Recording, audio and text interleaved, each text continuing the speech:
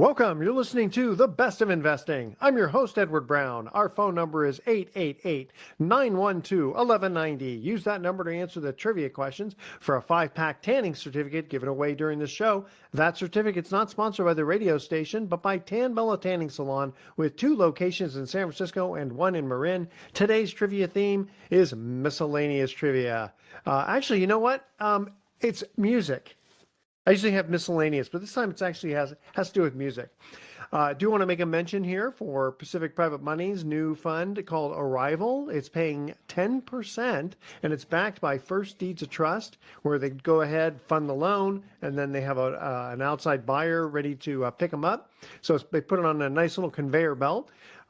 Pretty conservative fund. Check them out, pacificprivatemoney.com, and look for their Arrival Fund, and let them know that you heard about it on the Best of Investing radio show. They also have another fund called the Freedom Fund. Check that out because they're also paying a pretty high yield.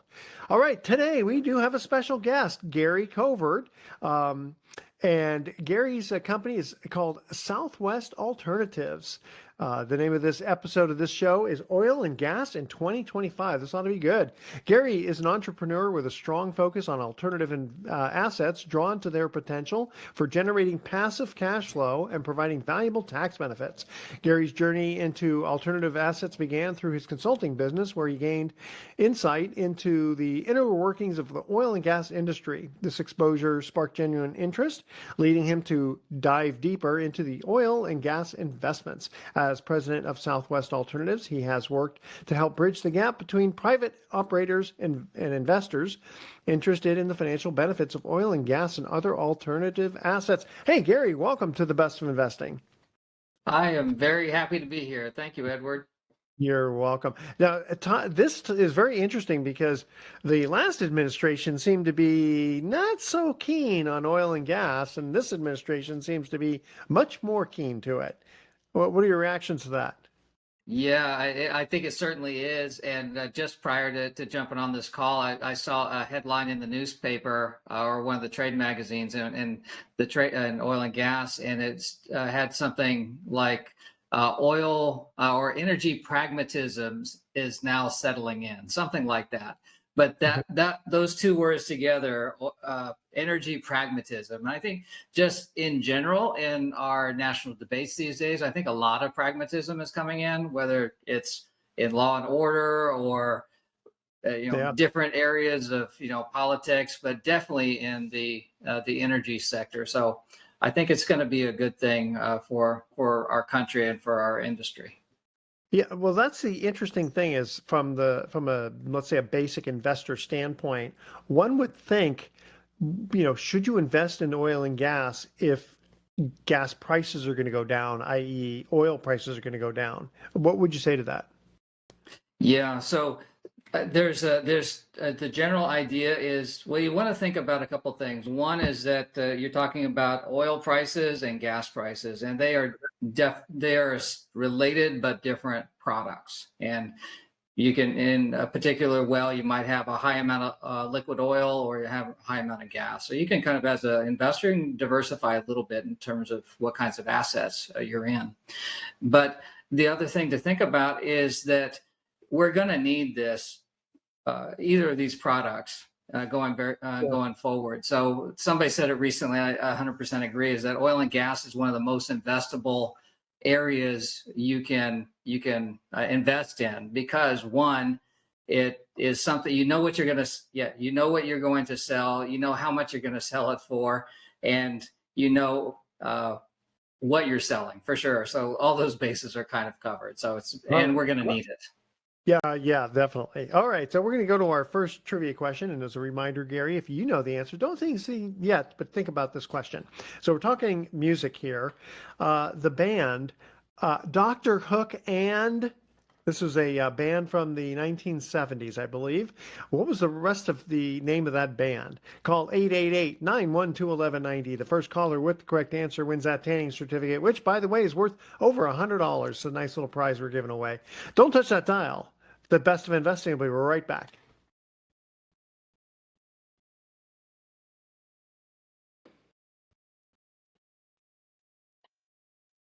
Welcome back to the Best of Investing. I'm Edward Brown, your host, along with Gary Covert. Question number one. Name this band, the full name if you can remember it. Dr. Hook and Gary, what was the name of the rest of that band? Do you remember? I am not aware of Dr. Hook Dr. and Hook somebody is else. So Dr. I Hook don't and have a guess on that. Dr. Hook and the Medicine Show. The Medicine Show. Okay. Yeah. Well, I will look on Spotify for those guys. Yeah, they actually had a couple of good songs. Rolling Stone, yeah, something the Rolling Stone. Da, da, da, da, da, da, da, da. Anyway, you'll look it up. You'll find out. I do want to make a before we get back to Gary. Do want to make a mention here. For over 30 years, SF Bay Adventures has been the premier boating event and tour rescue for the resource. Excuse me, for the San Francisco Bay for private events such as birthdays, weddings, and smaller groups or individuals can buy individual tickets to public tours such as the Sunday morning wildlife sales under the Golden Gate Bridge. Visit sfbayadventures.com or email info@sfbayadventures.com to book your adventure.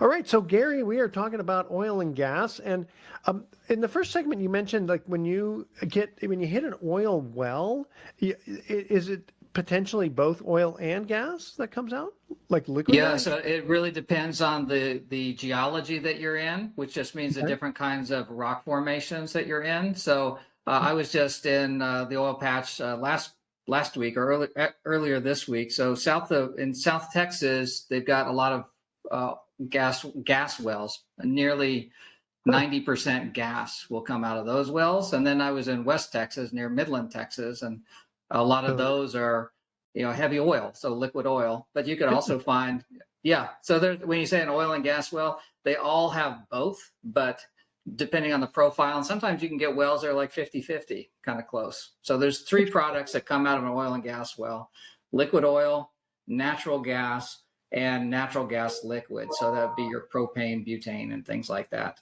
So Huh. yeah, so three different distinct products.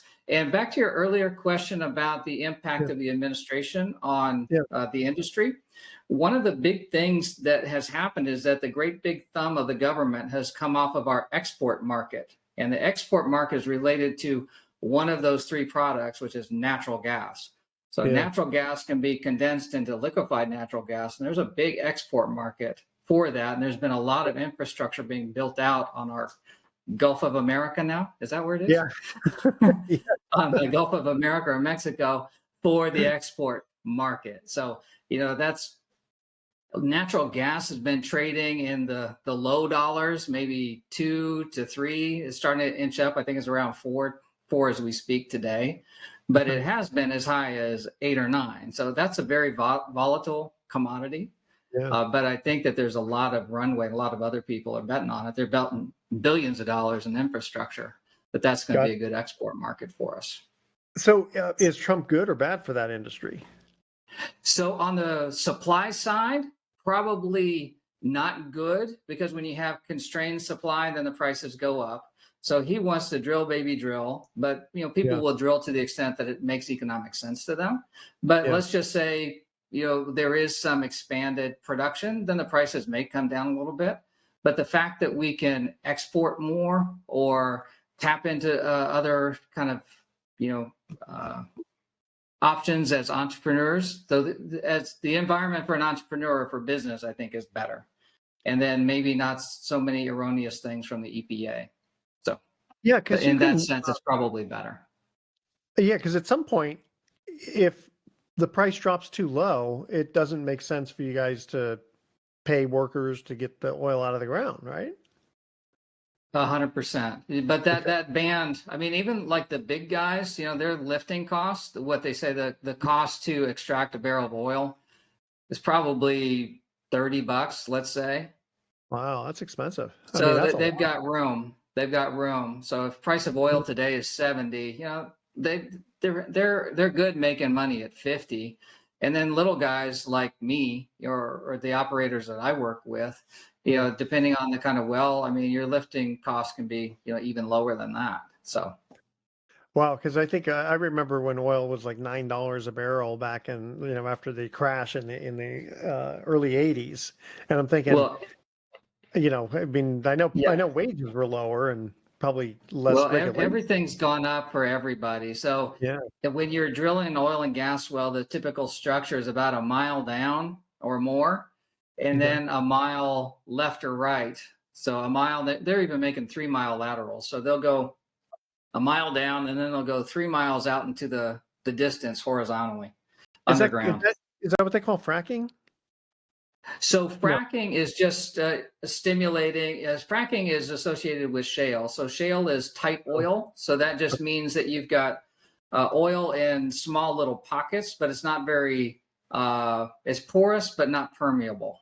So hmm. it doesn't flow very well. So you need to frack it. So a lot of the horizontal wells are in formations that are shale that need to be fracked because it's tight. But there are some horizontal wells, what they call open hole, where it's a little sandier. I mean, everything is under pressure there, Yeah. so it's not super tight, but you don't need to frack it. But in general, those long wells in West Texas are fracked. Interesting. Okay. We're going to go to our second trivia question on music. Uh, okay, we'll see if you know this one. You got to be a little older to know this one though. Buddy Holly and what was the rest of his band's name? All right. Call 888-912-1190. The first caller with the correct answer wins that tanning certificate. Again, it's worth about $100 from Tan Bella Tanning Salon with 2 locations in San Francisco and 1 in Marin. I'll read the question again. Buddy Holly and what was the name of his band? All right. Stay with us. You're listening to The Best of Investing. When we come back, we're going to come back with Gary Covert from Southwest Alternatives. We are talking about oil and gas here. It's a good time to be talking about this. All right, stay with us. The Best of Investing will be right back. Don't touch that dial.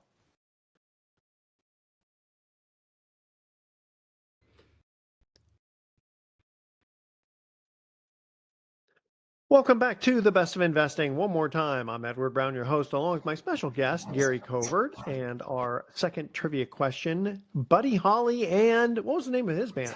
You know, Gary? Edward, I have zero clue, so I'm 0 for 2 on Oh, our because the next one trivia I for think is today. even harder. Buddy Holly and the Crickets. Crickets. It's, Okay. it's Well, probably I they will were before also the check Beatles. out Maybe that's his what the cricket Beatles got. era. Yeah. So now, what are the main risks of investing in oil and gas? Is it speculative? Yeah. So the main risks you're going to have are at the top of the list are some that are on people's mind. And I'll highlight a couple that they should think about that Okay. maybe they haven't. So the primary one is going to be whether the oil is there or not. So kind of binary. So are we in a dry hole or are we in a economically viable hole? So that is really has been mitigated to a large extent. You know, when I talk to my partner out in West Texas, he says there are no dry holes. Well, there are, but what he means is they know where they are and where they aren't. So Got the geologies are very well characterized. They've been doing seismic and they have a lot of really good underground data on that. So that's yeah. usually not a risk. The other main risk will be pricing risk, but there's Yeah. some strategies that can be put into place. They're called hedging strategies, so that Okay. you can sleep at night and not worry if the price of oil or gas is going to crash on you. Like buying futures, that sort of thing. Yeah, and it just it puts it in a band. The most popular way to do it is to put it in a band. So Okay. let's just say that it's in a band between $50 and $70 for Yeah. oil. So if it goes above 70, you write somebody a check, and if it goes below 50, somebody writes you a check, so you can stay whole in between. And most people will put some percentage of their production, their barrels, maybe 50% or 60% or more of their production in these kinds of contracts, and then Okay. leave some upside for themselves. You know, and then you're constantly updating that over time, like 12 months, 24 months, 36 Gotcha. months out. What's the time frame for when you start drilling to the time you can actually start seeing income from? Uh, Yeah, it depends on the project, but anywhere between 6 months to a year. I was just with an operator earlier this week, and yeah, they can turn that project in 6 months. So It's pretty quick return, but you got to have the rig available. There's rig operators. That's their business is to drill. So most people are contracted with those guys. So Gotcha. you got to make sure you're in line for those things. But 6 months to a year, and then the payback, starts pretty quickly on these guys. How because do you have to refine it and all that, or do you just sell it to a refinery? Oh, okay. Yeah. So this is good to think about that there's upstream, midstream, and downstream. So when we're talking about oil and gas wells, that's upstream. And then there's a whole bunch of guys that make money in the middle that they just gather the oil and gas. So if you come to some of our wells, some of it's piped and then some of it's trucked. So some people will come by and they offload your oil. They're the middlemen. So they'll take that oil, or you got a pipeline, and gas is all piped. So you got people that are making money in the middle, and then the downstream guys. Those are going to be the ones on the Gulf of America, Gulf of Mexico that have the refineries. They make it into synthetics, or they make it into gasoline or petrochemicals and things like that. Well, yeah. Have you ever had a situation where a well was a lot bigger than you thought, or one was a lot smaller than you thought? Yeah, you're always hoping. So I think it's usually we're pleasantly surprised, because I think the way to go into it is be conservative with your estimates. You're always conservative on your estimates about future prices, and then conservative on your returns. But you're always looking around. You know what the best well was in that neighborhood. You're kind of looking, and it's like, is our initial production going to be anywhere near? Is it going to be 200 or 500 or 1,000 barrels for initial production, something like that? And so you're always hoping, but I think it's smarter to just kind of not be too excited and not be too pessimistic. And Do we have time to kind of go back to some of the risks? Yeah, we've got a minute before we have to go to a break. Why don't you talk about that, and then we'll get into our break. The other one that I haven't mentioned that I want to squeeze in is operator risk. So, and this is true across all asset classes. You got to be with people that have the skill to do what they say that they're going to do, and the will to do what they said that they're going to do. So you got to do some good due diligence on your operator. So I want to get that in there too. Gotcha. And how long does a well generally last? When you start drilling, how many years? It can last decades, but it really depends on your cost. So if you got high costs, it doesn't last very long. The economic life will be shorter. But if you're a good steward and you can manage your costs and have a good capital structure and good operating structure, then the lower your costs, the longer that curve goes out to the right. Interesting. Okay. Because there's only so much oil that's going to be in that well, one would think.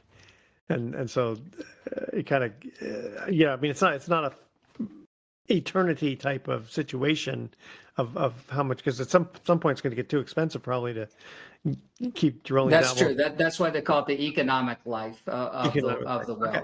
Mm-hmm. All right. Our last trivia question here is Manfred Mann. What was the name of his band? If you remember Blinded by the Light, he that was a redo of Bruce Springsteen's originally. Actually, he did a better job than Bruce Springsteen, I got to say. All right, 888-912-1190. First caller with correct answer wins that tanning certificate. Don't touch that dial. The Best of Investing will be right back.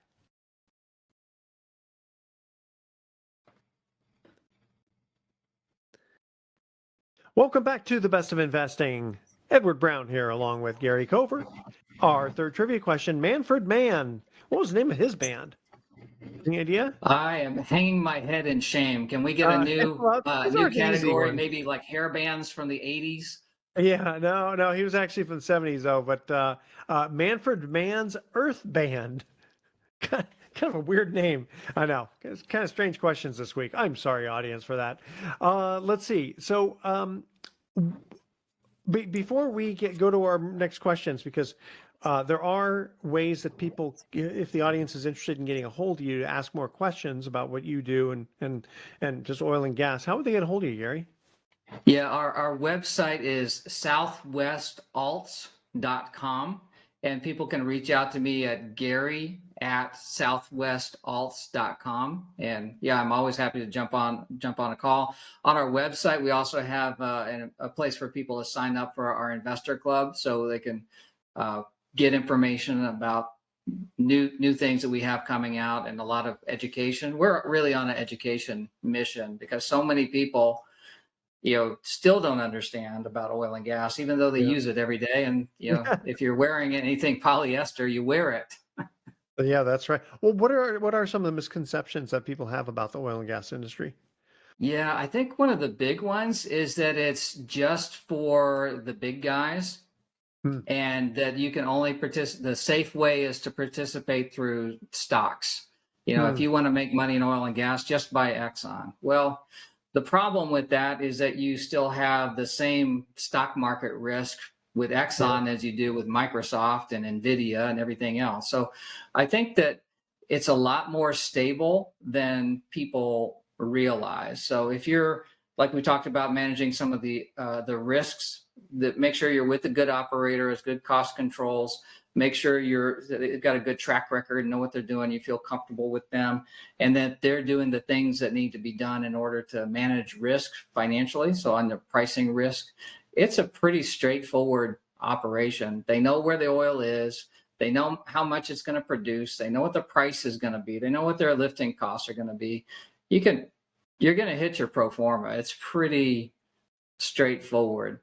Um, some of the things that hold people back is they think, oh, the risk, but they also the financial risk, but they also think about or worry about their risk from environmental, and things like that. But if you're with a good operator, they're bonded, like in the state of Texas, they're bonded, and they have to post a bond with the Texas Railroad Commission, who regulates oil and gas in Texas. And so the operator will generally shield the investors from those kinds of environmental hazards, like the spill or things that they're So, supposed to be taking yeah. care of. And So, without any kind of guarantees, what generally, if someone wants to invest, what kind of rate of return should they be looking for? yeah, again, with no guarantees or anything like that. But yeah, I was looking at two different projects recently, and they run from like a 30 to 40% rate of return Per year? annually. Annually? Yeah, yeah, yeah, Well, yeah. but does that eventually go to zero, or do you get your principal back as well? It will. So there's a couple things I'd like to highlight, and we might run out of time on this, but yeah, so you will, there's something called a decline curve. So Okay. that just means that what you're talking about here is how much the oil is going to decline every year. So it's Yeah. about after the first year, it's going to decline about 15%, Okay. 1.5. After that, about 10%, and then maybe 7 or 8% for the rest of the life. So Okay. if you can think about that long tail goes out, and that's what I'm saying, that costs, the lower your costs, Yeah. the longer the Yeah. economic life. But the cash that you get back Uh-huh. with some of these good pieces of property in West Texas, you can get your cash back within the year. Your I mean, your that's your cheap. initial I investment, mean, you can get your entire really? investment back. Yep. So where does the 30% come in? Because that's 100%. If you put 100 grand in, and you get 100 grand of Yeah, cash the I first. am looking at the average over time. So 30, Oh, so gotcha. so that one was really nice, but I've looked at some Yeah, other deals where, it might take you 2 years to recoup your cost. gotcha. It's And then there's it's some like just trailing. like from apartment complex to apartment complex, the Yeah, economics are going to be different. But yeah, in general, to answer your question, the the cash flow is usually very significantly higher than what you would get from an apartment complex or something like oh yeah, that. well yeah, for sure on that. So then we've got about a minute to go before we have to cut to our break. What about the tax advantages? Because I know there's something called depletion allowance. Yeah, so there's really two big areas for taxes. One is IDC, that's intangible drilling Local costs. drilling, yeah, I remember That's all that. the stuff that you can depreciate that's related to you drilling the well. So it's Yeah. Okay. not like the pump jack and all the steel that you see on the surface, but all the effort that you use to go get it, you can write that off. The other part is depletion. It's not as sexy, but probably more pertinent if the cash flow is high. It just means that you can take 15% off of your income before it gets taxed. So if you got a check for $100, you only get taxed on 85. Is that every year that happens?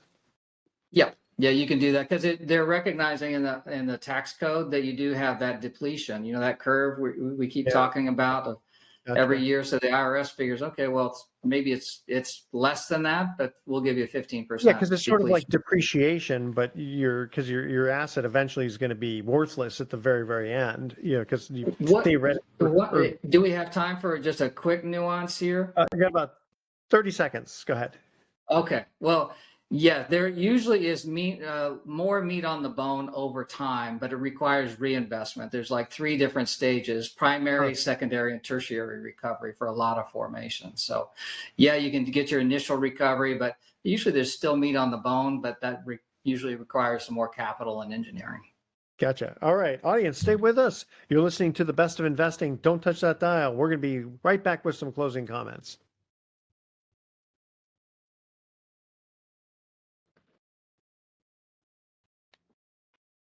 Welcome back to the best of investing. Last time for today, I'm Edward Brown, your host, along with Gary Covert.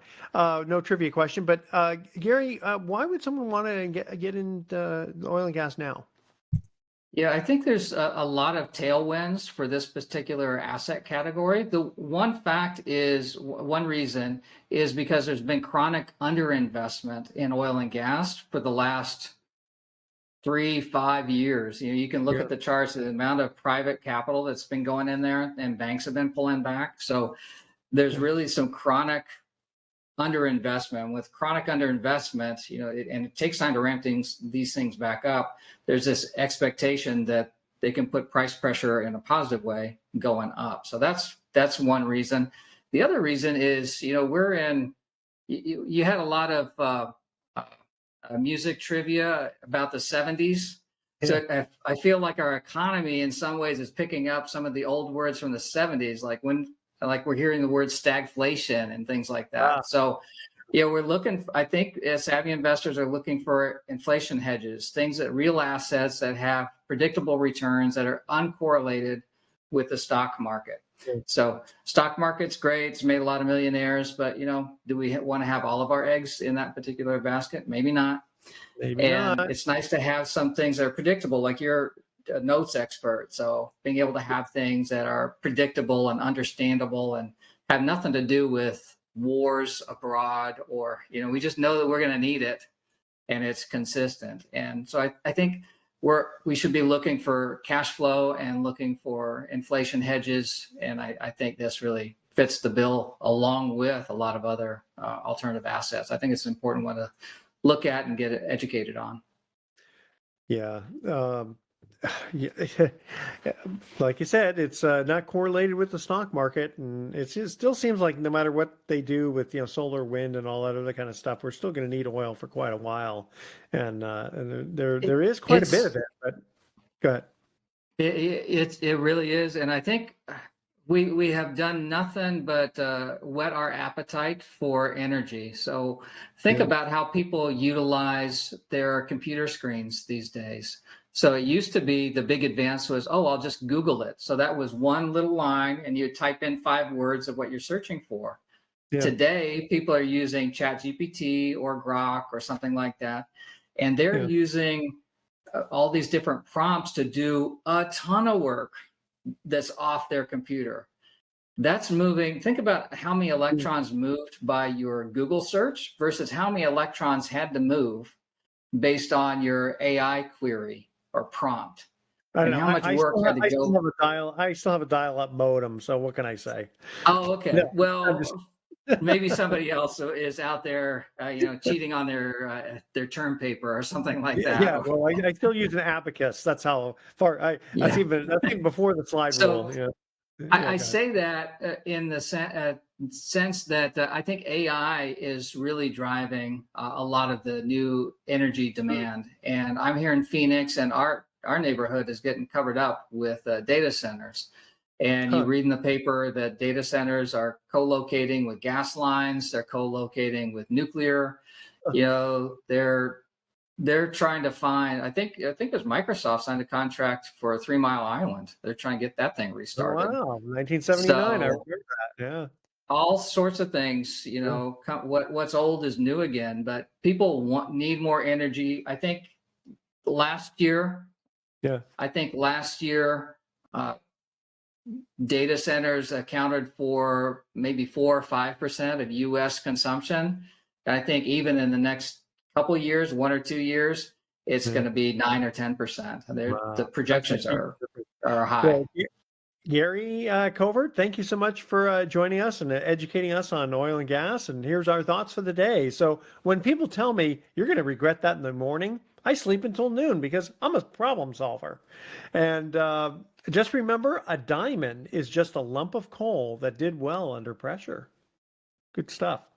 All right, audience, tune in next week to The Best of Investing. We're going to be giving away more free prizes for answering trivia questions. Thanks for listening. On behalf of our team, I'm Edward Brown, wishing you the best of investing.